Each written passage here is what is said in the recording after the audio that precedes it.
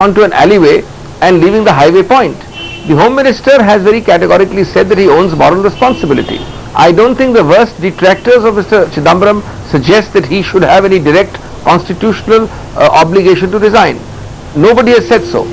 But Mr. Singhvi, let's put it this way. He's saying that do not insult the memory. He's saying do not insult the memory of the Jawans who were killed. Nobody is insulting the memory. But certain questions need to be raised. How come you allow these people to go inside the forest? They're obviously not trained. Otherwise, they wouldn't have used the vehicles in the very first place. They wouldn't have gone on terrain where they're not on an advantageous position. I have seen these CRPF men walking the forest of Dantewada just a week before. They have no comparison. They are absolutely alien in that environment, sir. I think this is absolutely too sweeping a statement, and this is the kind of sensationalism which the press should prevent and not indulge in. Let us be very clear, to suggest in a blanket manner that the CRPF is completely untrained and being sent into jungles is nonsense. Let me put it this way, is the CRPF trained to take on guerrillas who have the terrain advantage, who have the local advantage? It's like saying, why did the CRPF not win this war? Well, they lost this battle.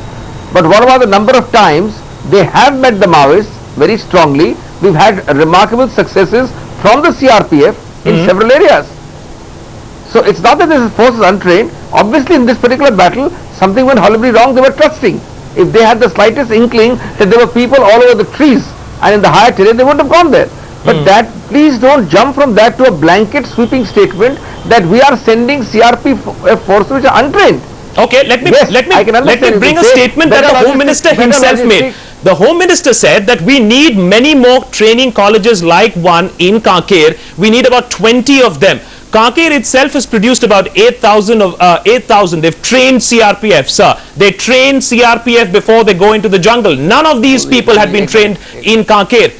What is the government doing in terms of giving adequate training before you're sending these people into the jungles? All forces have to follow a standard protocol. Now it is true that in times of stress and urgent recruitment, some of these protocols are waived. That's a constructive suggestion. I take the point. There will now be clarity in ensuring that every person, even though it means delay in commissioning, goes through the same protocol. But the protocols don't vary as to whether if you are recruited, you will be given training A, and if I am recruited in the same post for the same platoon, I will be given training B. That's not the way it happens in the army. Okay. It's just that here, let's be very clear, this is a very simple thing. It's horribly wrong, but it's a simple thing still. Okay. In this terrain, you should not move except on foot with an advanced scouting party. For whatever reason, at 5 in the morning, possibly lulled into some sense of complacency, they dashed into this area. I think if anybody had the slightest, remotest inkling or intelligence advanced information about these chaps hanging in the trees and in the hills, do you think we would have gone there? That's not a lack of training.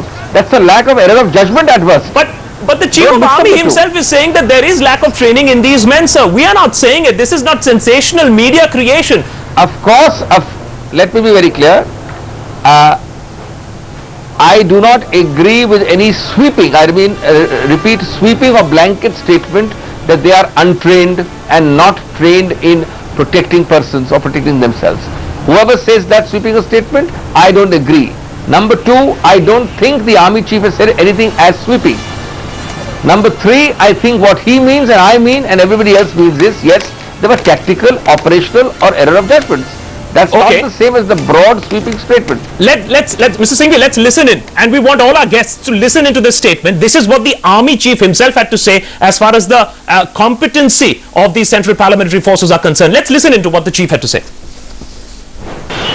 All those people who have been trained, and I would like to place on record here that 62nd Battalion of CRPF, which had this incident, was not trained by the Army. They have not come to us for training, and they were not trained by the Army. See, Home Ministry is not asked for anything. The aid that is being given is in terms of, by the Air Force, in terms of airlift of troops and stores. The assistance that we are giving is in terms of training and advice. Alright, so the army is of course limited to training and advice only, but these people definitely weren't trained adequately as far as jungle warfare is concerned. Mr. Singhvi, now do we see the government being more proactive about training? Just give us a little bit of a roadmap. There have been mistakes that have happened. There have been fewer training schools than we have required. Where from now? Thank you for giving me time. I'm afraid I'll have to go shortly. So perhaps this is my last but one question. Okay. You must understand that there are structural problems of an older generation, even over 60 years, with generally the police forces and paramilitary forces. That's a problem which can't be solved overnight. That's a problem of two or three things. One, at times under recruitment because people don't join. At times urgent necessity for recruitment. Now this pull and pressure of the increasing and decreasing quantum requirements creates a problem in terms of availability of infrastructure of training. There is no doubt that across the country, for our police forces and our paramilitary forces, we require a huge, enormous, humongous increase in training facilities. That's a point well taken. I think that's identified, that's understood, and that has been initiated. But obviously such infrastructure will take time to come in. Meanwhile, we have to ensure that at least the ones sent for jungle warfare are at least the hand-picked, trained ones. This is a standard protocol, and there's no compromising on this. All right, Abhishek Manu Singhvi, thanks for joining us and sharing the perspective with us. But very clearly at this point of time, some unanswered questions at this point of time. Why is it that our forces are not adequately trained? They have certain amount of pre-induction training, but certainly not enough to counter the Naxals. Rahul Navrekar, let me put this question. You heard Abhishek Manu Singhvi there very clearly making it a point that some tactical errors may have been made. If they had known, it wouldn't have happened. Do you believe when the government says that forces are adequately trained? Mr. Navrekar, do you think that we need a far more higher advanced level of training to deal with the Naxals? Well, when such tactical errors amount to loss of life, 76 people losing their lives, someone has to be accountable. You cannot go scot-free. And Mr. Singhvi knows that better than me. He's made such demands in the past. His party has made such demands in the past. So what is so unprecedented in this demand? Okay. But are you disappointed that the left, the BJP, everybody is supporting the Home Minister today? Your demand landed a little bit of a flat, by the way, today.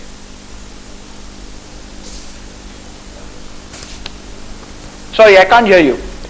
We're just wondering, did you expect everybody to rally behind the Home Minister? Because we saw an unprecedented level of rallying behind the Home Minister, the BJP, the left, everybody was with the Home Minister.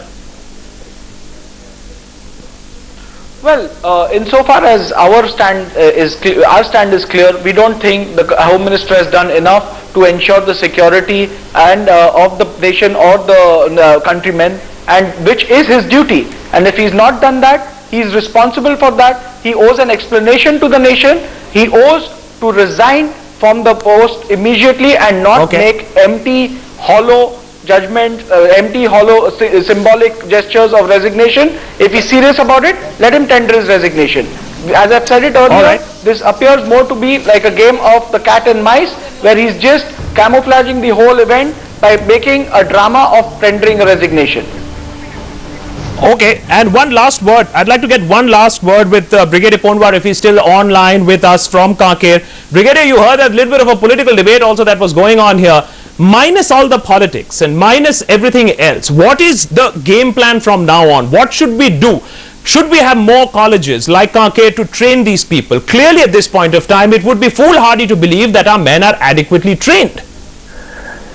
When the government has made a plan to establish 20 such colleges, we should go ahead and make them as soon as possible, because we want to combatize the entire police from conventional policing to unconventional policing, go into the jungles and fight the gorilla like a gorilla and bring peace to our state and peace to our nation. Okay, appreciate that sentiment. Fight a gorilla like a gorilla. That's what we need to do at this point of time. We are sending in men without training them properly. Pre-induction training doesn't really help at this point of time, and the Home Ministry should understand that. How did we actually get you the inside picture? Just days before, as a matter of fact. And our guests, I'd like to thank our guests and I'd like to see them because we are going to bring this half-an-hour special up next. I traveled actually to the forests of Dantewada just a week before this massacre of 76. I traveled